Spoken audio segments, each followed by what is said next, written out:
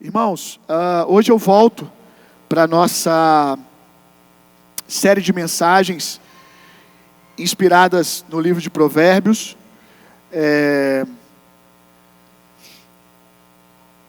Apesar de, mesmo falando sobre as matérias da Jesus School, me esforcei para sempre estar pontuando alguma coisa no livro de Provérbios. Acho que consegui na maioria das vezes. Mas hoje a gente volta a mergulhar no livro mesmo. Tem sido uma jornada muito boa esse ano. Estamos aí ainda chegando na metade do ano, no primeiro semestre, e já aprendemos tanto, e eu oro para que você esteja realmente crescendo na sua nobreza e entendendo que Deus chamou você para reinar em vida. Deus chamou você para ser um rei a favor daqueles que estão à sua volta, obviamente a começar da sua casa, daqueles que estão ao seu entorno. Eu oro para que vocês cresçam nesse entendimento e que, se não chegou ainda esse entendimento no seu coração, vou pregar sobre isso mais algumas vezes, até o final do ano, em nome de Jesus. Todos vocês vão entrar nesse lugar, nesse entendimento do que é ser um filho de Deus, um nobre, um rei, que tem um rei sobre si. Amém? Abra sua Bíblia comigo lá em Provérbios, no capítulo 28, verso 19. Quero lembrar vocês que as inscrições para a nossa escola de ministros, para a Jesus School, ainda está aberta. As aulas vão começar agora em abril. Serão 9 meses de treinamento, onde você vai ter a oportunidade de ser mentoreado por mim, pela minha esposa, onde toda quinta-feira, durante 9 meses, nós estaremos ensinando a palavra para você. Para quem é essa escola? Para todo mundo que tem fome da palavra, todos que querem amolar mais as suas ferramentas, todos que querem receber mais ferramentas, você que quer ser mais útil para Deus, mais útil para a sua família, mais útil para tudo aquilo que você faz. Nós vamos te instruir em vários temas, num profundo mergulho na palavra de Deus, durante os próximos 9 meses. Se você quiser fazer a sua inscrição, você pode procurar, a Clarice está aí, Eric? Você pode procurar a Clarice, é só chegar aqui na loja da igreja e perguntar, quem é Clarice? E aí ela vai sinalizar para você, e você vai perguntar para ela as suas dúvidas sobre a escola, vai pedir, fale-me mais da escola, porque aqui eu não vou gastar muito tempo. Pode pegar informações como valor de inscrição, de matrícula, outra dúvida que você tiver, e o mais importante, fazer a sua inscrição. Não fique colocando muita dificuldade, irmão. Se você tem condições e o tempo, dá para você apertar um pouquinho financeiramente, fazer esse investimento na sua vida espiritual, na sua vida não só espiritual, mas na sua vida como um todo, e você tem a quinta-feira à noite disponível, não fica pensando muito não, irmão. Vai lá e faz. Depois você vai me agradecer. Deixa a gente te ajudar. Deixa a gente te ajudar a viver o seu propósito, a você crescer. Deixa a gente ajudar você a ser melhor para a sociedade, para a sua família. Quanto mais você cresce, mais útil você é para o corpo de Cristo, mais útil você é para o reino de Deus. Então deixa a gente prestar esse serviço para você. Faça a sua inscrição.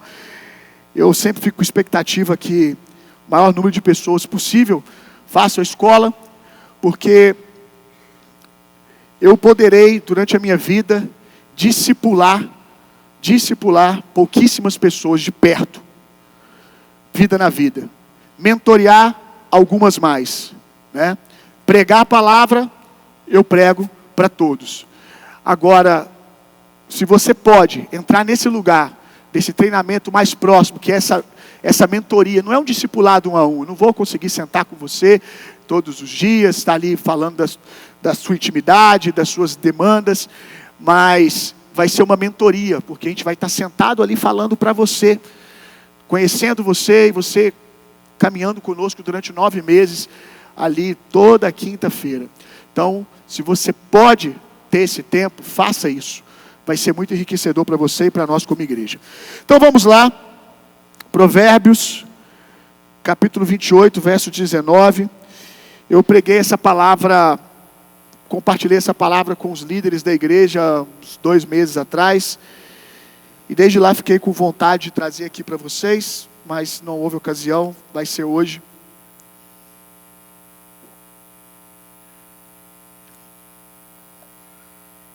Olha que texto poderoso.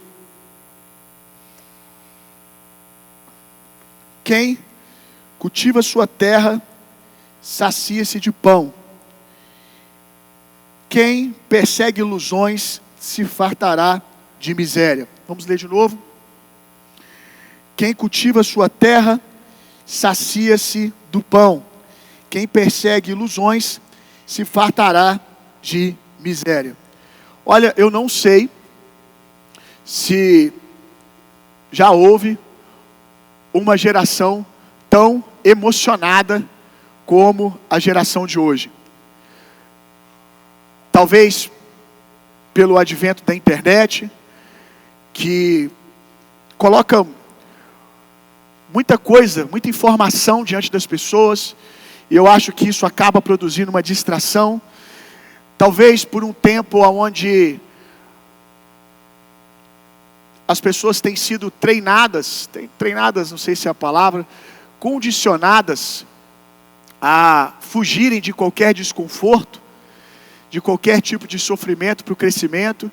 Então só resta mesmo criar ilusões e ficar se emocionando com tudo. O que é alguém emocionado? Alguém que não calcula os custos para as coisas, só quer o resultado, só acha bonito, né? Vê algum projeto, por exemplo, algo para ser feito, o que alguém está fazendo e está dando certo, e fala, eu vou executar aquilo ali, eu posso. Talvez também, estou aqui trazendo os motivos pelo qual as pessoas estão tão emocionadas, talvez também porque hoje está fácil vender sonho, né? Então tem muita gente vendendo curso de como conquistar o que elas mesmas não conquistaram, cheias de palavras de efeito na internet. E aí, aqueles que não querem passar por esforço algum, acham que porque vão ficar repetindo algumas frases de efeito, isso vai fazer com que elas se tornem pessoas bem-sucedidas, e aí vivem de ilusão em ilusão, mas sempre fugindo da realidade. E a realidade é que se você quer, como diz o livro de Provérbios tantas vezes, se você quer conquistar alguma coisa, é necessário suor, trabalho e desconforto, meu irmão. Porque para ser o que você nasceu para ser, muita coisa do que você é hoje tem que morrer. Amém? Para você ser o que você nasceu para ser, muita coisa do que você é hoje tem que morrer. E para essas coisas morrerem, dá trabalho, meu irmão. Porque infelizmente, nem sempre as coisas morrem rápido, elas esperneiam, elas resistem. Porque você mesmo é apegado a coisas que têm que ser liberadas. E aí você dificulta o processo dessas coisas serem eliminadas. Então é necessário os processos para que isso aconteça. Mas numa geração onde as pessoas só querem sombra e água fresca, né, e viver de emocionalismo, elas estão sempre caindo na próxima ilusão. Quem cultiva a sua terra sacia-se de pão. Quem persegue ilusões se fartará de miséria. Eu tenho visto com frequência muitos projetos bons serem prejudicados por uma próxima ilusão, por uma nova ideia. Eu já vi muita gente que estava arando um campo que tinha tudo para no seu devido tempo dar o seu fruto. De repente, vê uma outra oportunidade, talvez porque o outro está executando e está dando certo, ou só, como eu vou dizer daqui a pouco, pela vontade de fazer algo novo, ou pelo desconforto dos calos nas mãos, enquanto ara aquele campo, abandonar aquela terra e partir para uma empreitada emocionada, que é uma verdadeira ilusão. Eu lembro que, já contei isso aqui para vocês, eu tinha um cachorro, um labrador, que ele gostava muito de nadar, como muitos labradores, e ele entrava no açude. Eu morava num sítio que tinha grandes lagos, e ele entrava no açude e ficava nadando, perseguindo os patos que tinham no açude. E era engraçado porque ele ia nadando, e quando ele quase estava chegando próximo de um pato para pegar ele, passava outro pato do lado. E ele estava faltando tipo assim, 2 metros para chegar. E ele já tinha nadado da borda até o meio, uns lagos gigantes mesmo, que muitos de vocês chamariam de represa, de pequenas represas. Ele saía da borda até o meio do lago, nadava muito tempo. E quando ele estava quase chegando para pegar o pato, passava um outro pato do lado, mas o outro pato passava tipo assim, 10 metros de distância. Ele estava a um do pato que ele estava perseguindo. Ele largava esse pato e ia perseguir o outro. E assim ele ficava até cansar, ao ponto de por vezes ele chegar na borda, quase afogando, e a gente ter que entrar um pouquinho na água para poder tirar ele, porque ele não tinha força mais para sair da borda do açude, de tão cansado que ele ficava perseguindo patos. E ele ficava lá 40 minutos, quase uma hora, e no final das contas perseguiu todos os patos e não alcançou nenhum. E essa é a realidade daqueles que vivem procurando a próxima ilusão. E muitas vezes o que faz com que as pessoas abandonem o seu campo é a preguiça. Pode parecer que não, quando você olha nesse texto, que não tem nada a ver com preguiça aqui, mas tem tudo a ver com preguiça. A preguiça, ela se veste de muitas coisas. E eu vou citar algumas coisas aqui, que a preguiça se veste, que são coisas, por vezes, aparentemente até espirituais. O que eu já vi gente dar desculpa para si mesmo, até aparentemente espiritual, do porquê estava abandonando aquilo que estava fazendo, para poder fazer uma coisa nova, não é brincadeira. Já ouvi várias.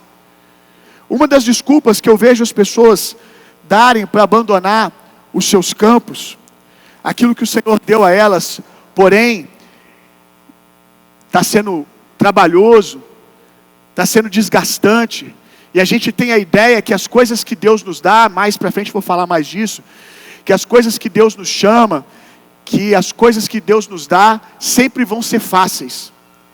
Se fosse assim, Deus daria boas coisas para você e deixaria você sendo uma pessoa ruim. E muitas das vezes o que Deus dá para você é para transformar você. E para transformar você tem que ser desconfortável. Não me peça para falar de novo. Espero que você tenha ouvido e entendido. A primeira coisa que eu tenho percebido, inclusive percebi isso algum tempo atrás na minha vida, que é algo muito bom, é um dom, mas por vezes a preguiça se veste disso para nos enganar e nos fazer procurar uma outra coisa, porque não queremos nos esforçar o suficiente para continuar fazendo o que estamos fazendo. Se chama criatividade. Se tem uma coisa que pessoas criativas têm que tomar cuidado, é o vício de estar sempre criando e não terminando.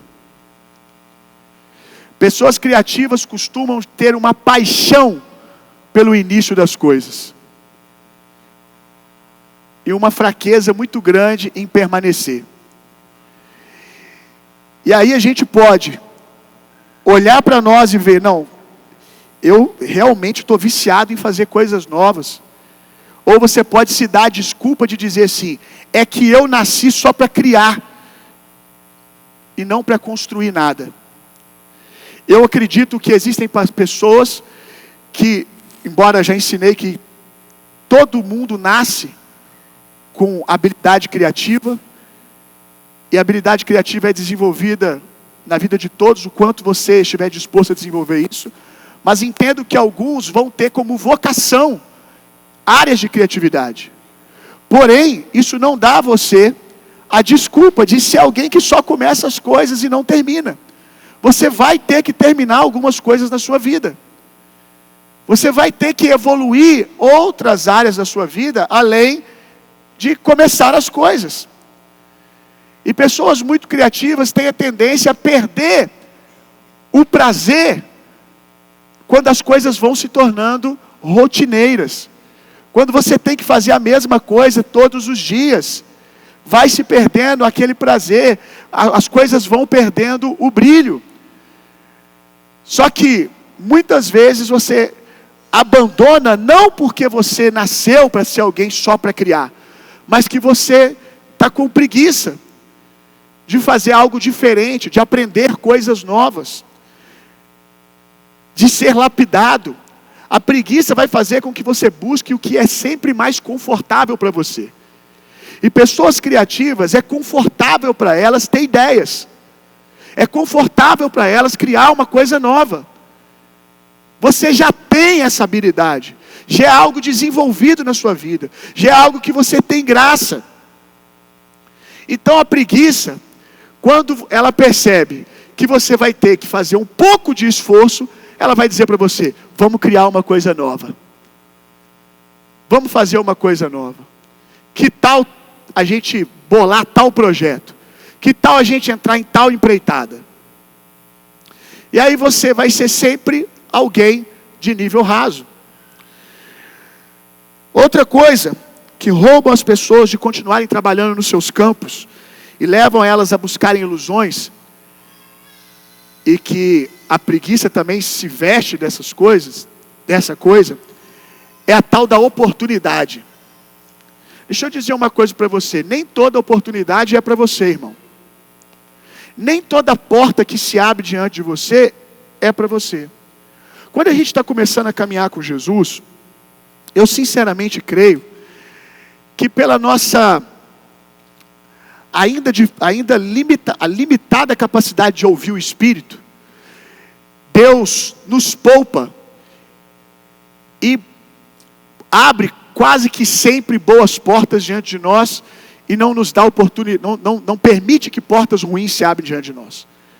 Mas quando a maturidade vai chegando, é necessário você crescer e saber julgar as portas pela sua maturidade, ouvindo a voz do Espírito e pela sua maturidade, o que convém para você e o que não convém. O que eu vejo de gente construindo algo que está para prosperar, que tem tudo para dar certo, que as pessoas chegam para você: olha, você é bom nisso, vai dar certo, insiste, você está com o trem no trilho, é só permanecer. Só que quando as pessoas ouvem permanecer, elas pensam que é 2 meses. Eu sinceramente não acredito que, eu já entendi isso há alguns anos da minha vida, graças a Deus. Eu sinceramente não acredito que você possa ficar realmente bom em nada que você não esteja disposto a fazer por 2 anos direto. Eu sinceramente acredito que você não possa se tornar bom, consolidado, pronto para frutificar, para você entender melhor em que sentido que eu estou falando ser bom. Eu não acredito que nada possa chegar numa frutificação saudável em menos de 2 anos. Pelo menos é algo que eu coloquei para mim. E esse número eu cheguei, não estou aqui estabelecendo uma doutrina, é um critério que eu coloquei para mim. Eu acho que você deveria ponderar, se não for 2 anos, mas pondere algo menos de meses, por favor, para que você se iluda menos. Eu coloquei para mim, olhando para o tempo que o apóstolo Paulo passava em cada lugar que ele ia implantar um trabalho. Geralmente ele ficava um tempo de 2 anos. Então quando passava 2 anos ele saía. Deixava alguém ali e saía. Então eu entendi. Falei, isso é um bom número para mim. Que algo para ser consolidado é no mínimo 2 anos. Fazer a mesma coisa por 2 anos direto. Então as pessoas estão ali com um campo bom, tem pedregulho, tem dificuldade, mas ela está com o trem no trilho, ela tem as habilidades necessárias para conquistar aquele campo.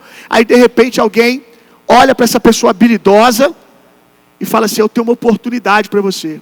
Ou um amigo fala: eu tenho uma sociedade para você. Olha, eu tenho um projeto novo para você. Tem tudo para dar certo. Vamos. Cuidado com isso, meu irmão. Porque uma oportunidade pode tirar você de fato daquilo que é a sua oportunidade. Cuidado com esse vício, né, de tudo que é bom é para você. Nem tudo que é bom é para você. Tem coisas que são boas para os outros. Nem toda armadura bonita você tem que entrar dentro dela, irmão. Quando nós vemos a história de Davi frente a Saul, indo para a luta com Golias, a gente sempre destaca, né, que Davi não quis usar a armadura de Saul. E eu já vi muita gente demonizando a armadura de Saul, como se a armadura de Saul fosse um problema. Não, a armadura de Saul não é um problema, irmão. Ela se tornaria um problema para Davi. A armadura de Saul era top, maravilhosa. Para quem? Para Saul. Aquela armadura livrou Saul várias vezes. Até depois daquilo, protegeu Saul até a sua morte várias vezes. Davi não está dizendo, essa armadura é do diabo. Ele está dizendo, não é para mim. Eu não funciono assim. Então a gente tem que aprender a olhar para as oportunidades e dizer, é bom, mas é para tu, irmão. Maravilhoso. É até aparentemente melhor do que a roupa que eu estou vestindo. Pense em Davi. Com uma funda na mão, sem armadura alguma, ele pode reconhecer, tanto que ele tenta vestir. Ele está reconhecendo, isso é bom. Mas quando ele coloca nele, ele chega à conclusão, não é bom para mim. Eu funciono melhor assim. Então aprenda que tem horas que você vai ter que se despir do que funciona no outro, do que é bom. E que talvez todo mundo fala que é bom, mas você não funciona bem dessa maneira. Não é para você. Agora imagina se Davi vai e veste aquela armadura pesada, desconfortável, que ele não tem treinamento para poder caminhar com ela, muito menos para guerrear, só porque é uma oportunidade. Nossa, que oportunidade! A gente tem que tomar cuidado com as nossas vaidades, porque às vezes a vida vai nos apresentar um campo que aparentemente é mais farto do que o nosso, mas não é para nós.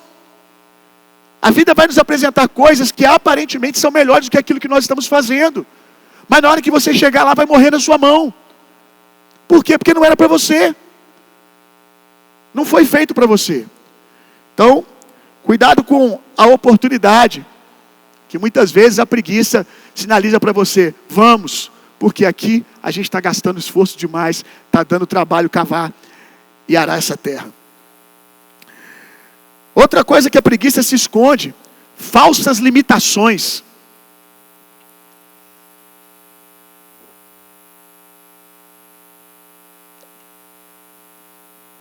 Eu não vou prosseguir, porque eu não sei fazer isso, eu não sei fazer aquilo. Ah, irmão, você aprende. Você aprende. Se você continuar correndo atrás do próximo pato, você nunca vai se tornar quem você precisa se tornar para o seu projeto. Muitas vezes nós saltamos para o próximo projeto, porque esgotamos. Eu vou até ler exatamente como eu coloquei aqui. A maioria das pessoas trocam de campo porque percebem que aquilo que são boas fazendo se esgotou. Então agora suas imperfeições serão expostas. Quando a gente está trabalhando no nosso campo. E aí chega num lugar que a gente precisa desenvolver novas habilidades, ou aprofundar algumas habilidades, a gente prefere arrumar uma desculpa, a preguiça, que é o seu cérebro tentando poupar energia, começa a sinalizar para você, troca de campo, faz outra coisa, vamos fazer coisa que você é bom. A gente fica exposto, principalmente quando você lidera pessoas. Falei isso com a liderança. Eu estou aqui trazendo a palavra numa versão para vocês. Não foi exatamente nessa realidade que eu preguei para eles, embora eu usei os mesmos textos, algumas coisas foram iguais. Eu estava falando com eles, quando você lidera pessoas, quando você chega no seu limite do que você é bom, você quer começar um outro projeto.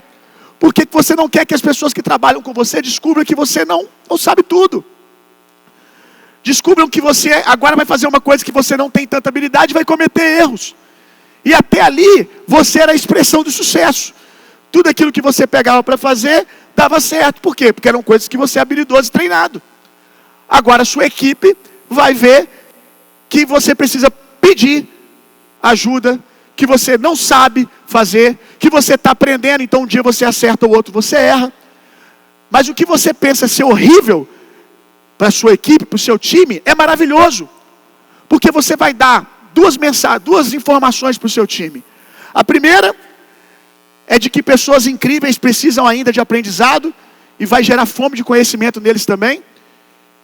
E a segunda coisa importante é que você vai crescer junto com eles, vai se desenvolver diante deles. Eles vão ver o seu processo, vai ficar muito mais fácil para eles pegarem e aprender com você uma coisa nova. Troca de experiência, a oportunidade de se conectar mais com a sua equipe, se tem alguém ali que é bom naquilo que você como líder não é. Então vai gerar vínculo, vai gerar profundidade no relacionamento. Tem uma frase do Usain Bolt, né? Corredor Usain Bolt, que é o seguinte: eu treinei 4 anos para correr apenas 9 segundos. Tem gente que não vê resultado em 2 meses e já desiste. Vou ler de novo.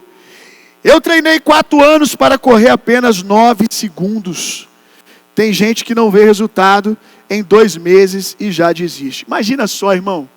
Você correr, treinar 4 anos. A gente está falando de um corredor de alta performance, então a gente está falando de 10 horas, 12 horas de treinamento por dia. Não 12 horas correndo, mas academia, alimentação, todo o trabalho psicológico.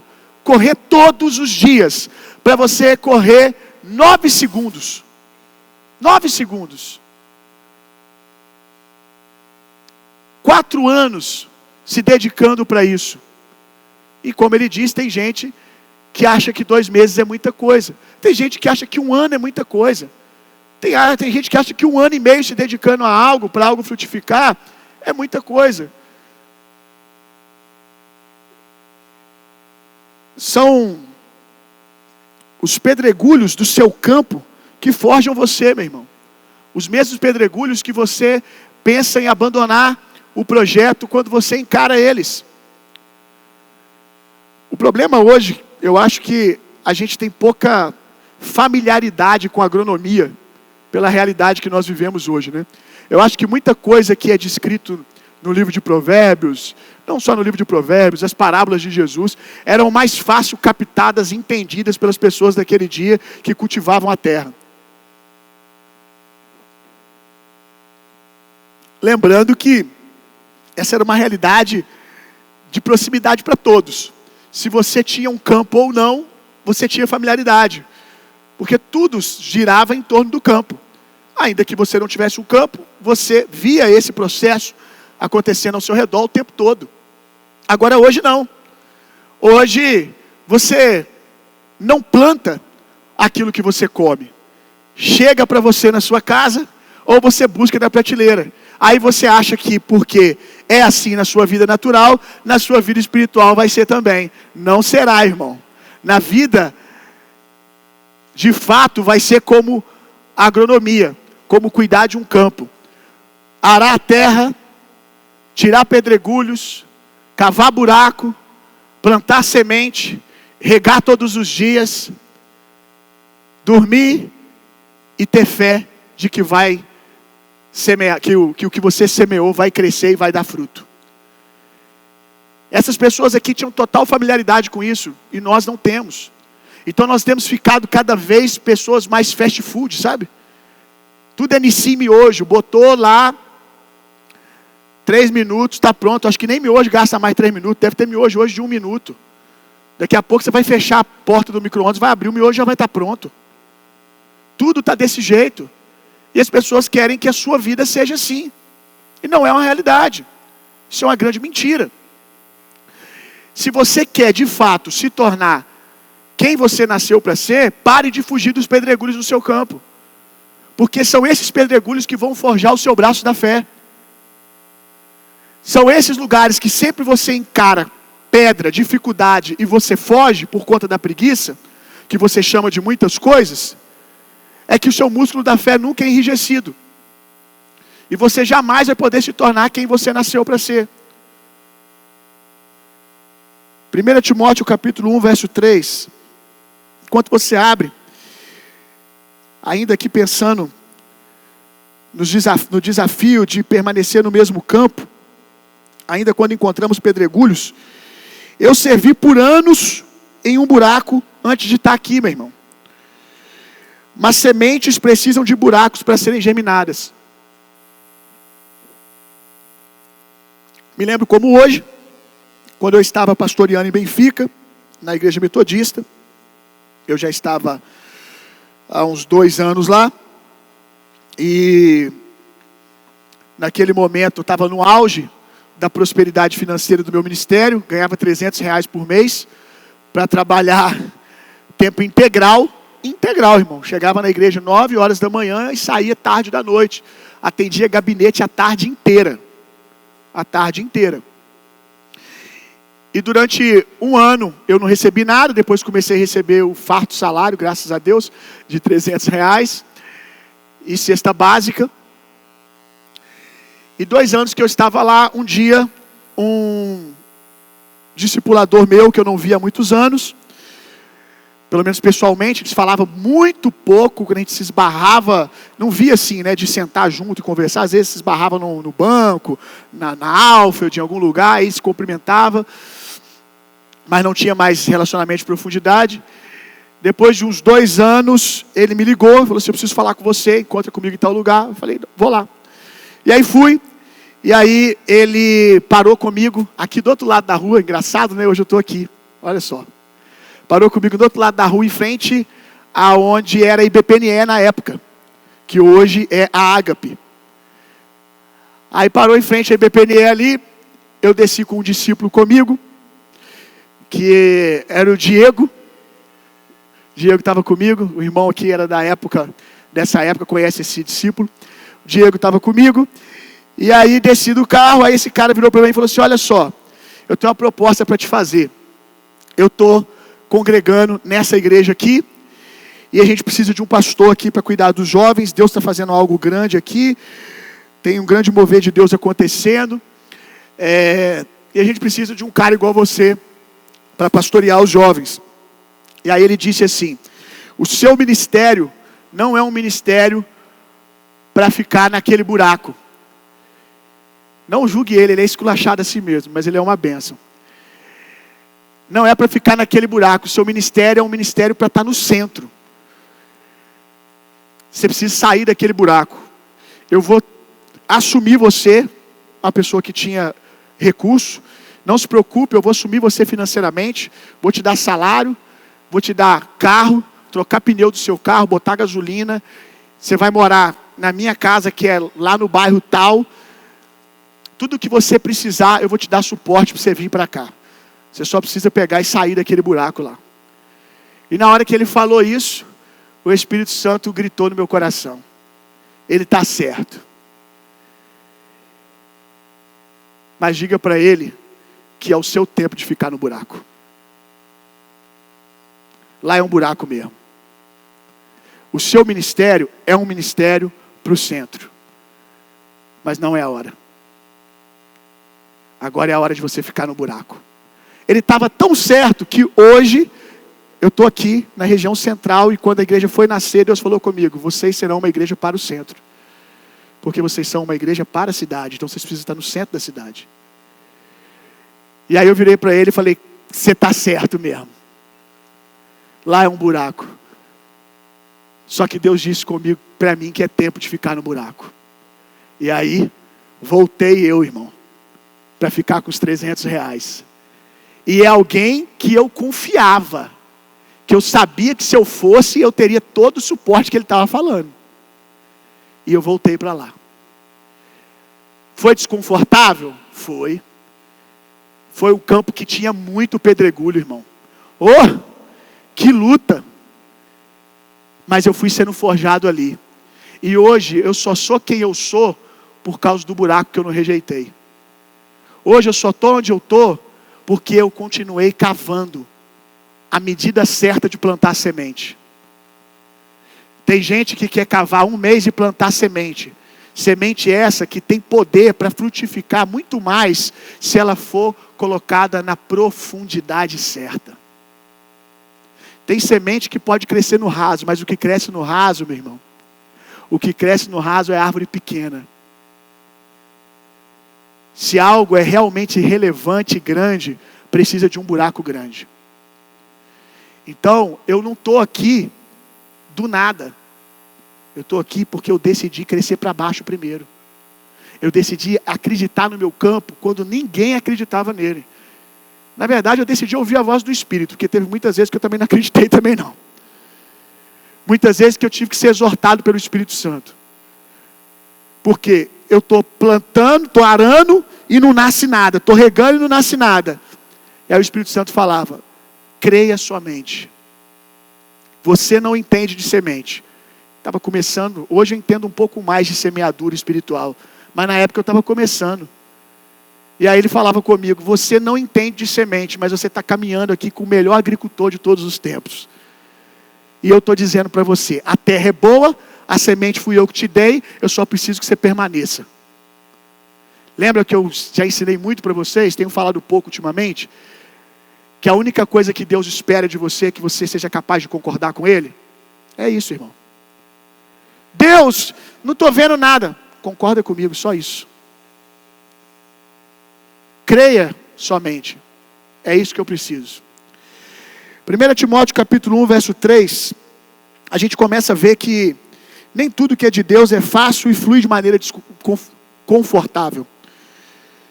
Nem tudo que é de Deus é fácil e flui de maneira confortável. 1 Timóteo capítulo 1, verso 3.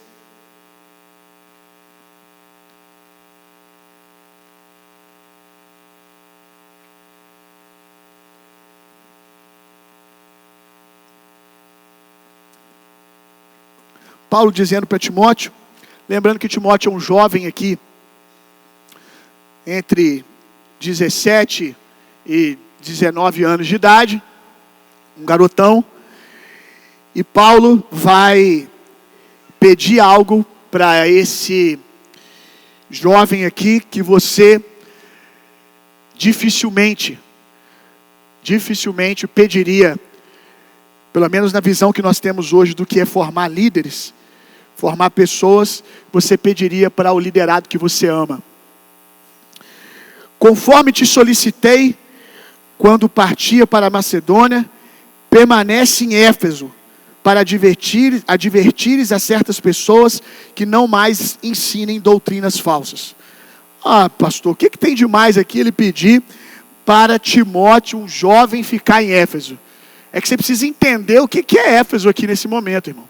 Abra sua Bíblia comigo agora, em Atos, capítulo 19, verso 29.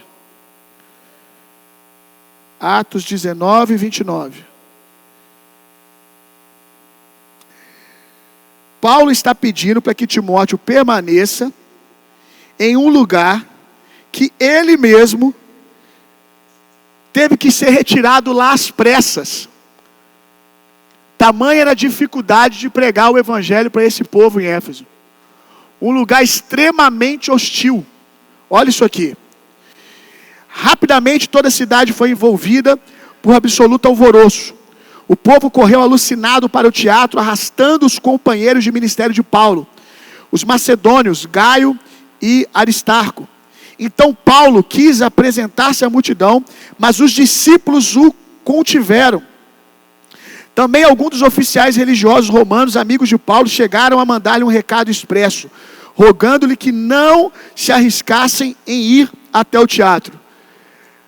Paulo teve que sair de Éfeso escondido, porque as pessoas queriam matá-lo. Esse era o lugar que Paulo está mandando Timóteo para começar a sua carreira ministerial. Timóteo já começa a sua jornada pegando esse tipo de terra. 1 Coríntios capítulo 15, abre aí comigo. 1 Coríntios 15, 32.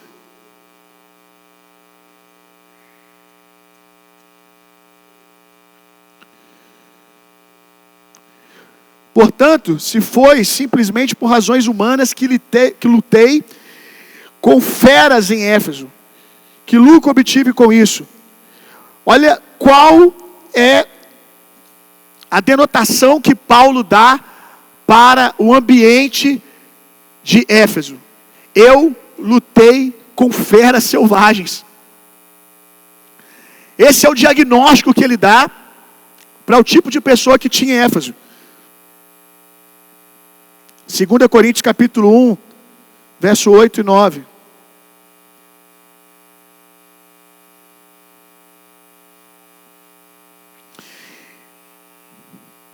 Irmãos, não desejamos que desconheçais as tribulações que atravessamos na província da Ásia, as quais foram muito acima da nossa capacidade de suportar, de tal maneira que chegamos a perder a esperança da própria vida.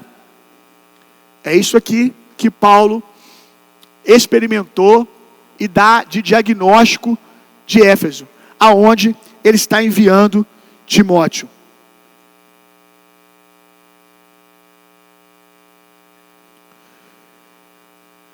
Nós amamos, não quando nós poupamos as pessoas de seus processos, mas quando nós permitimos elas serem esticadas e darem o seu melhor naquilo que Deus chamou elas para fazerem.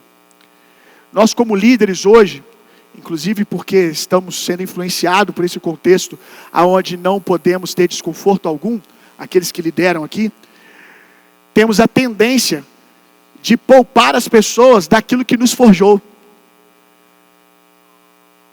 E a gente acha que isso é amor. Não, isso é pena. Isso não é amor porque Deus não faz isso conosco. Deus não nos poupa dos nossos processos porque Ele nos ama e quer matar tudo aquilo que é inimigo de nós mesmos. Então, se você quer ser alguém relevante, um líder, quer ser alguém mais útil para a sociedade, quer ser mais útil cumprindo o seu propósito, pare de fugir de desconforto.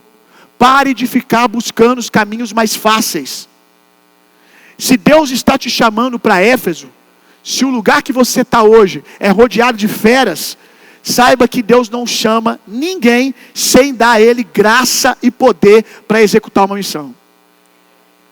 Se Deus te colocou no ambiente, Ele já te deu graça necessária. Agora, você precisa crer, concordar com Deus. A gente acha que livramento está sempre fora da fornalha. A gente quer sempre que Deus nos livre minutos antes de entrarmos na fornalha. Mas todo mundo gosta de cantar música de Sadraque, Mesaque e Abidnego e acha maravilhoso eles dançando com Deus no meio do fogo. Mas agora entrar dentro do fogo e ver o livramento lá dentro, ninguém quer, né? Existem livramentos que são fora, irmão.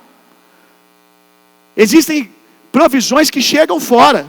Mas existem provisões que você experimenta quando você, pela fé, com medo, batendo na sua porta, se sentindo incapaz, se sentindo sem as ferramentas necessárias, ainda assim, por fé, você vai e entra dentro do fogo.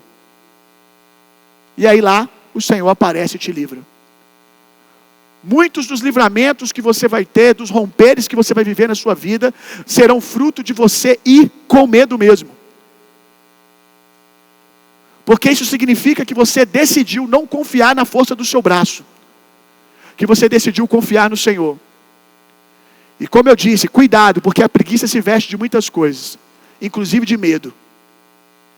Provérbios diz, o preguiçoso diz, há um leão lá fora. Melhor não sairmos. Só que não há nada. Não tem nada lá fora. E se eu for fazer uma entrevista de emprego e for humilhado? E se eu for e bater a porta da minha cara? E se eu for e um ônibus passar e me atropelar? E se eu for, a preguiça ela vai criando ilusões, irmão. E vai fazendo você permanecer no mesmo lugar. E morrer na mesma geografia que você nasceu. Sendo a mesma pessoa que você sempre foi. Sem esgotar todo o seu potencial. Todo mundo deveria almejar morrer vazio. Porque deu tudo o que tinha para dar enquanto estava vivo. Então viva sem reservas, irmão. Mas cuidado, porque viver sem reservas não é sempre estar correndo atrás de um pato novo. Muitas vezes viver sem reservas é dar tudo o que você tem para o campo que está diante de você hoje. 2 Timóteo capítulo 2, para a gente encerrar, verso 3 em diante.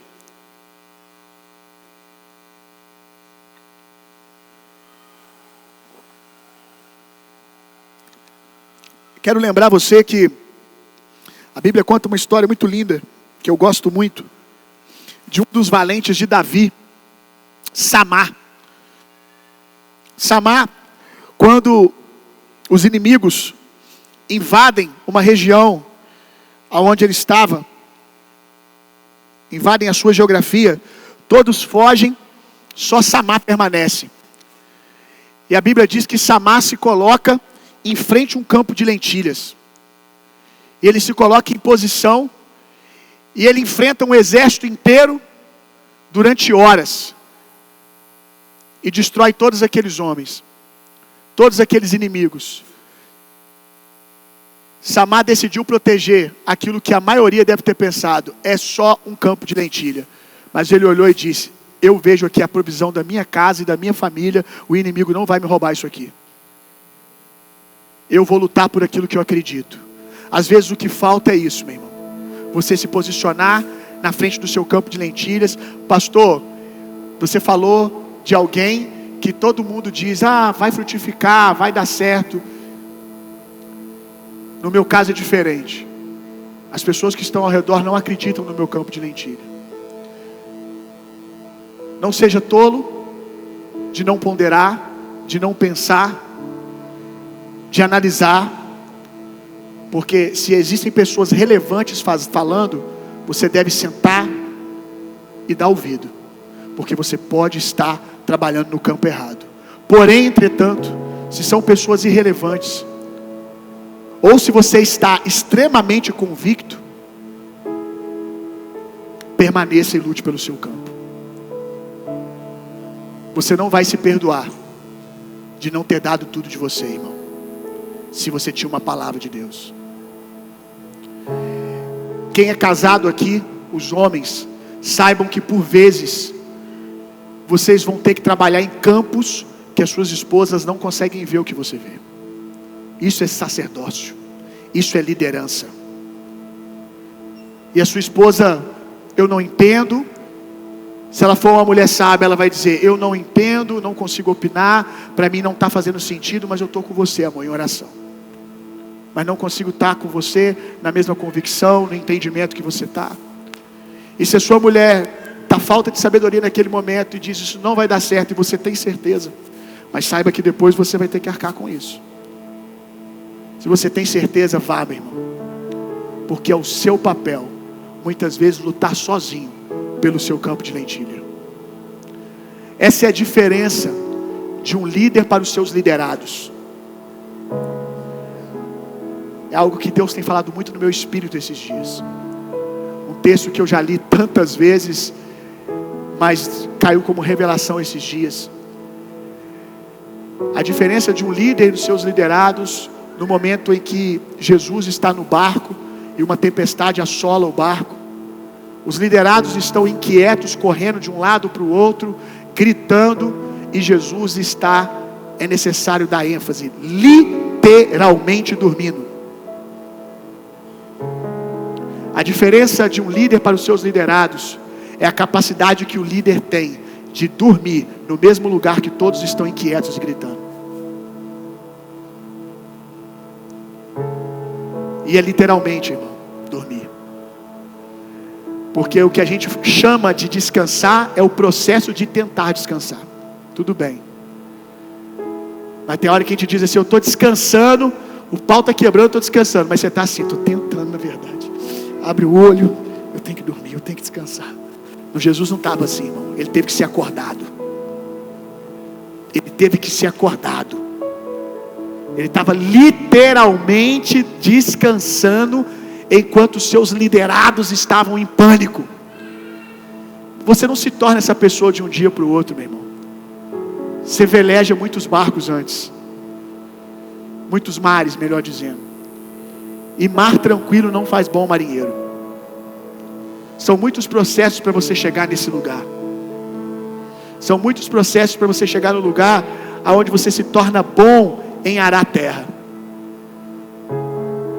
E aí, quando Deus te traz para um desafio gigante, novo, porque Deus faz coisas novas também. Não estou aqui pregando contra o novo. Eu estou dizendo para você para não ficar viciado em coisas novas, porque a vida não é sobre isso. Deus traz coisas novas. E aí quando Deus trouxer de fato uma coisa nova, que talvez, que todo mundo vê, é só lixo e pedra, você vai conseguir contra tudo e todos, agora não só contra 5, 6 pessoas, mas talvez carregando 1.000, 2.000 pessoas nas suas costas, dizer: eu sei o que eu estou fazendo, eu já fiz isso aqui antes, eu entendo de terra, eu entendo de semeadura, eu sei o que eu estou fazendo. Essa convicção nasce da prática, de machucar as mãos enquanto ara as terras que você está pensando em abandonar hoje. 2 Timóteo capítulo 2, verso 3. Participa dos meus sofrimentos como bom soldado de Cristo Jesus. Paulo está dizendo para Timóteo, aquele jovem que ele mandou ele para a boca do leão, literalmente, para ficar no meio de feras. Paulo conseguiu ver em Timóteo que provavelmente ele não viu nos primeiros dias da sua caminhada, mas um líder é isso, meu irmão. Participa dos meus sofrimentos como bom soldado de Cristo Jesus. Nenhum soldado em serviço se permite envolver em negócios da vida civil, porquanto seu objetivo é agradar aquele que o recrutou para a guerra. Da mesma forma, nenhum atleta é coroado como vencedor, se não competir de acordo com o regulamento. O lavrador que trabalha arduamente deve ser o primeiro a participar dos frutos da colheita. Eu vou começar pelo último versículo, versículo 6. E eu quero citar uma verdade sobre cada um desses textos, desses versos. O lavrador que trabalha arduamente deve ser o primeiro. Na verdade, eu vou começar aqui.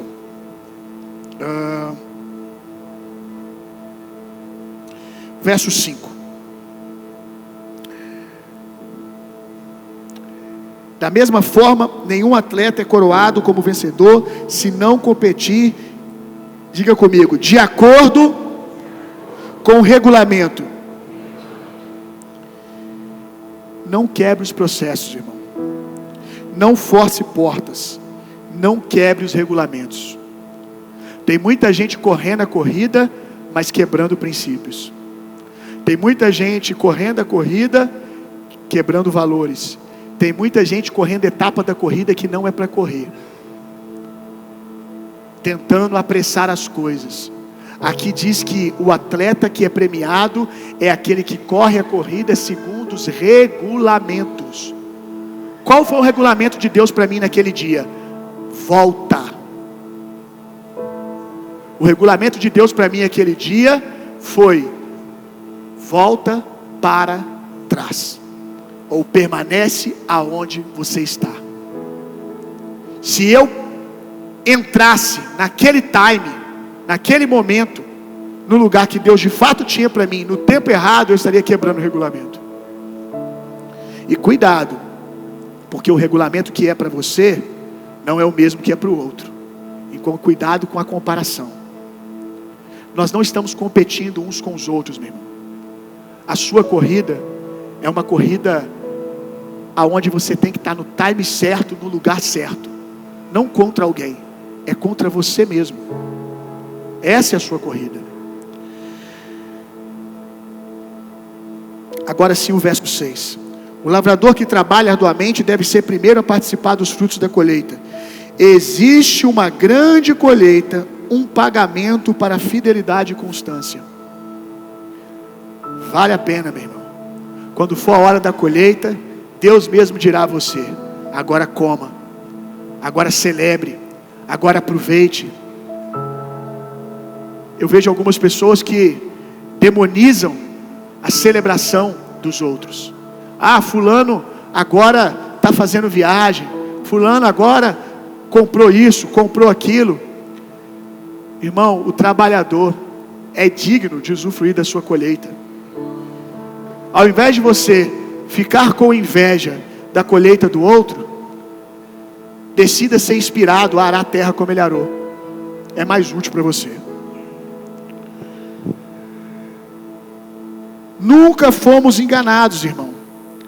O ministério é um convite para a guerra. E ministério não é ser pastor, evangelista, é a missão que Deus te chamou. A obra de Deus, trabalhar para o reino de Deus, sempre foi um convite para a guerra. Não sei quem foi que te iludiu que não. Porém, entretanto, nós fomos forjados para tal coisa, irmão.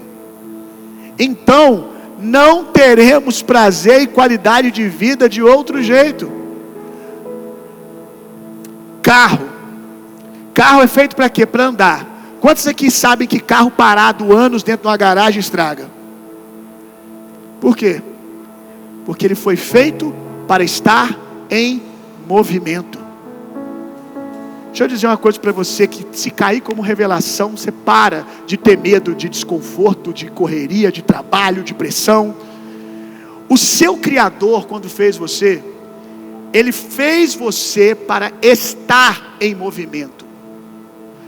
Você não se assusta com um carro dirigindo em alta velocidade, cumprindo o seu propósito. Ninguém olha para um carro andando e diz: uau, que coisa extraordinária. Não, ele está sendo o que ele nasceu para ser. Ele foi criado para isso. Ele foi forjado para isso. Um tanque de guerra. Ninguém olha para um tanque de guerra no meio do barro e diz: meu Deus, ele não vai aguentar.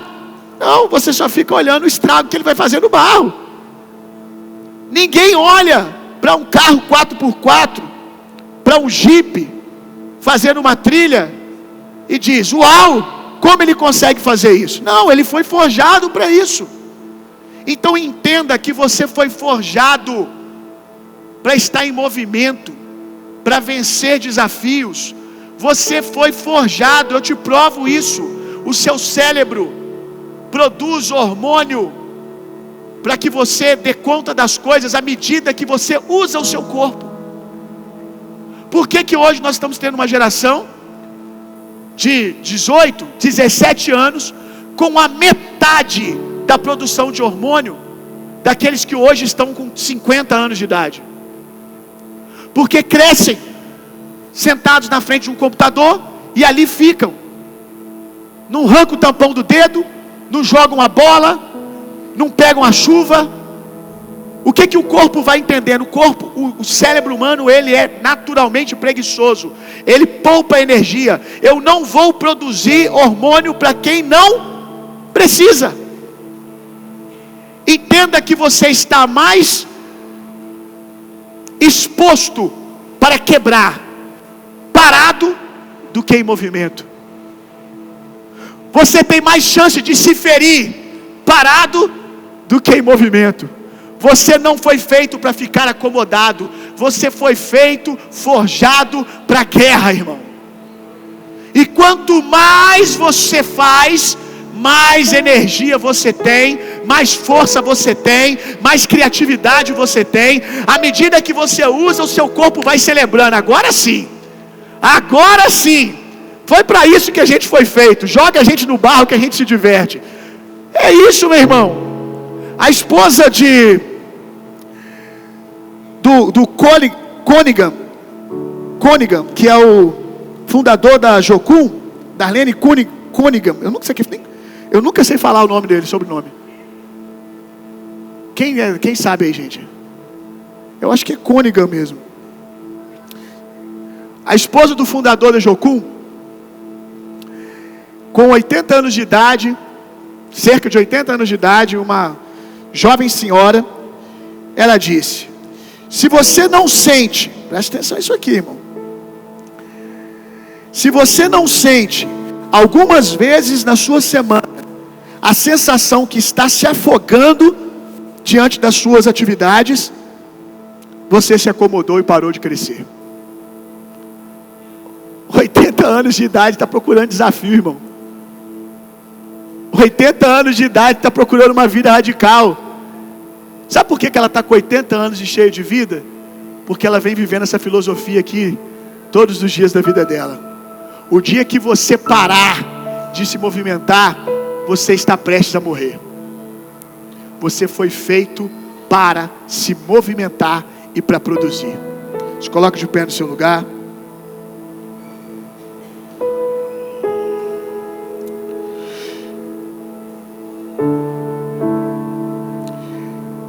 Diga comigo: o meu corpo foi formatado para gerar vida na pressão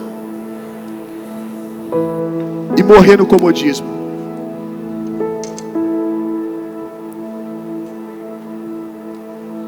Senhor, em nome de Jesus, eu oro para que essa palavra produza sinais, mudança, transformação. Se há alguém aqui hoje que precisa reconhecer que tem sido preguiçoso, talvez hoje pode reconhecer porque percebeu que existe preguiça escondida em algumas áreas. E aleluia, porque tudo aquilo que a luz denuncia, ela tem poder de destruir. Tudo aquilo que o Senhor mostra, o Senhor também está disposto a trabalhar para eliminar. Na verdade, se ousarmos crer, o trabalho já está feito. Então eu oro em nome de Jesus para que arrependimento, que mudança de atitude chegue para cada um de nós.